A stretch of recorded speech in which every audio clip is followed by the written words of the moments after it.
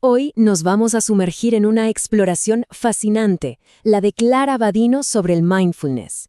Y ojo, que no estamos hablando solo de una técnica de relajación, no, esto es mucho más profundo. Es un viaje para transformar por completo la relación que tenemos con nuestra propia mente. Un camino para, como dice el título, vivir y también morir plenamente. Y miren, para arrancar, esta frase de la autora es potentísima. Siento que los condicionamientos que hay en mi mente son cárceles.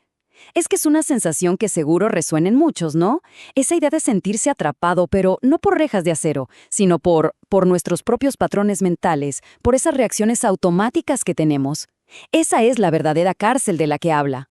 Y esta imagen, la verdad, lo captura a la perfección.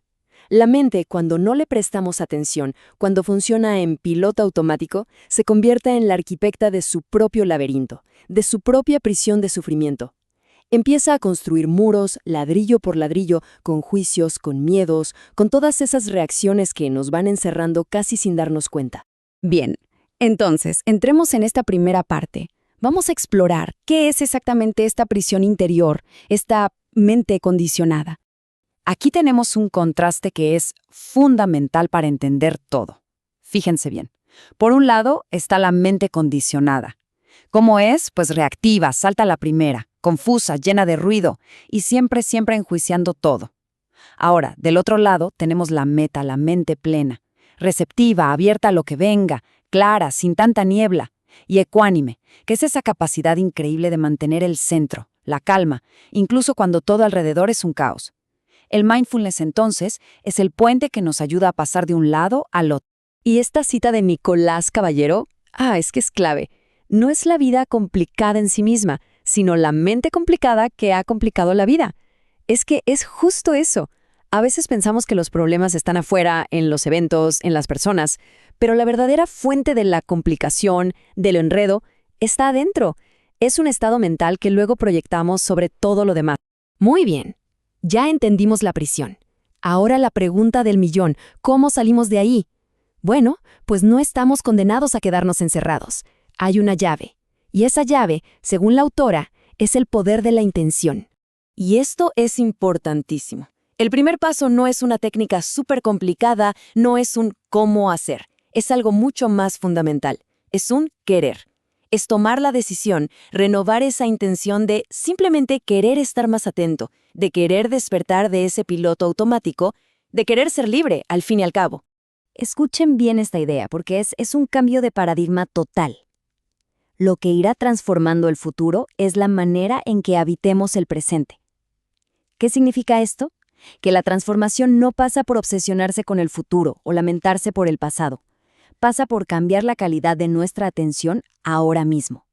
La manera en que vivimos este instante, este preciso momento, es lo que de verdad siembra las semillas del futuro. Bueno, ya tenemos la intención, que es nuestro motor. Ahora sí, vamos a ver un poco el cómo.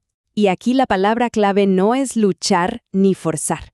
Es algo mucho más sutil. Es el arte de cultivar la paciencia. Y a ver, pensemos en la paciencia.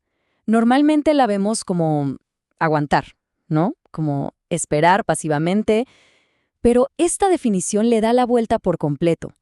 Paciencia aquí es algo activo.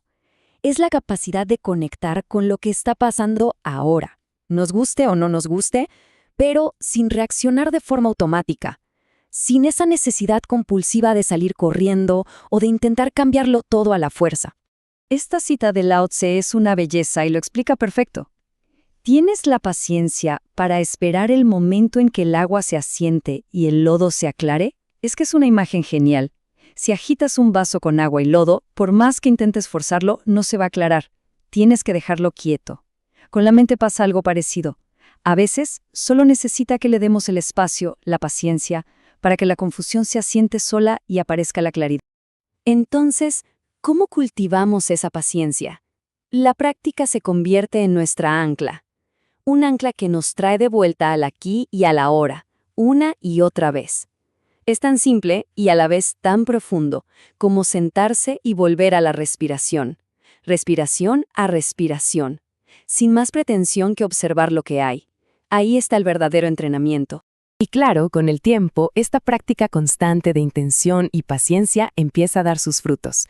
Y no es solo que la mente se calma, que ya es mucho, es que empieza a surgir una visión completamente diferente de la realidad, una revelación que tiene que ver con el equilibrio.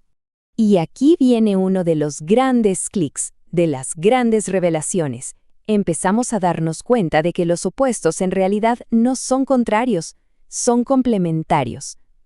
Pensemos en algo tan básico como respirar. La inhalación no puede existir sin la exhalación, no pelean, se necesitan. Y llevando esto más allá, la muerte no puede existir sin la vida. Dejamos de ver el mundo como una lucha de contrarios y empezamos a verlo como una danza de complementos. Y esta metáfora del equilibrista es perfecta. Nos dice que el equilibrio no es algo estático, no es un lugar al que llegas y te quedas ahí quieto para siempre. Para nada. Es un proceso dinámico. Es como el equilibrista en la cuerda floja, que está constantemente haciendo pequeños ajustes para no caer. Es un proceso vivo, consciente y en constante movimiento. Esta tabla lo resume de una forma súper visual. Miren, ambos caminos parten de la misma intención, del mismo querer. Pero, si a esa intención le sumamos plena atención, ¿qué obtenemos? Conexión, orden, autorregulación y equilibrio. Pero si le sumamos desatención, el camino se desvía por completo. Desconexión, desorden, desregulación y desequilibrio. Es una elección que se presenta a cada instante. Y todo esto nos lleva al corazón de la reflexión, al resultado final de cultivar esta conciencia. ¿Qué significa realmente vivir y morir plenamente? Y de nuevo, la perspectiva da un giro de 180 grados. La muerte deja de ser vista como lo opuesto a la vida. Se convierte simplemente en parte de ella. ¿Cuál es su verdadero opuesto complementario? El nacimiento. Son las dos caras de la misma moneda, el inicio y el fin de un ciclo. Y la autora comparte una historia muy personal y conmovedora para ilustrar esto. Cuenta el momento en que encontró a su nieto Benjamín, ya sin vida. Un momento de dolor inimaginable.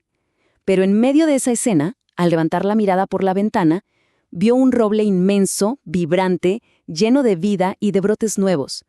Y ahí estaba, la muerte y la vida, coexistiendo en el mismo instante, en la misma mirada.